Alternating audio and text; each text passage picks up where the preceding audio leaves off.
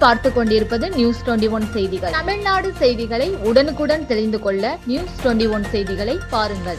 ராணிப்பேட்டை மாவட்டம் மாதாங்கல் மோட்டூர் பகுதியில் அமைந்துள்ள ஸ்ரீ திரௌபதி அம்மன் ஆலய ஆறுபடை முருக பக்தர்கள் சார்பில் 28ஆம் ஆண்டு புனித யாத்திரை பயணத்தை முன்னிட்டு முத்துக்கடை பேருந்து நிலையம் அருகே இருந்து 1000த்திற்கும் மேற்பட்ட பக்தர்கள் பச்சை நிற ஆடையை அணிந்து 1001 பால் குடங்களை தலையில் சுமந்தபடி பக்தி பரவசத்தோடு ஊர்வலமாக வருகை தந்தனர்.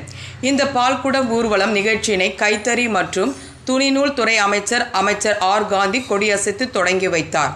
இதனைத் தொடர்ந்து 2 கிலோமீட்டர் தொலைவிற்கு பால் குடங்களை தலையில் சுமந்தபடி பக்தர்கள் ஊர்வலமாக வருகை தந்த பின்னர் மாதாங்கல் மோட்டூர் பகுதியில் அமைந்துள்ள ஸ்ரீ திரௌபதி அம்மன் ஆலயத்தில் வைக்கப்பட்டுள்ள ஆறுபடை முருகப்பெருமான் சிலை மற்றும் விநாயகர், ஸ்ரீ திரௌபதி அம்மன் ஆகிய சிலைகளுக்கு வேத மந்திரங்கள் முழங்க பால் அபிஷேகம் செய்யப்பட்டு மகா தீபாராதனை காண்பித்து வழிபாடு நடைபெற்றது.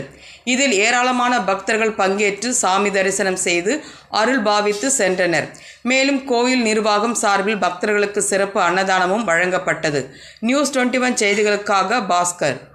கள்ளக்குறிச்சி மாவட்டம் சின்னசேலத்தில் சிறுமலர் மேல்நிலைப்பள்ளி, இதயா நர்சரி பிரைமரி ஸ்கூல், சிறுமலர் தொடக்கப்பள்ளியில் தமிழ்நாடு அரசு வழங்கும் நலத்திட்டங்கள் அனைத்தும் மாணவ மாணவிகளுக்கு முழுமையாக வழங்கப்படும். 1ஆம் வகுப்பு முதல் 8ஆம் வகுப்பு வரை தமிழ் வழி கல்வி முற்றிலும் இலவசம்.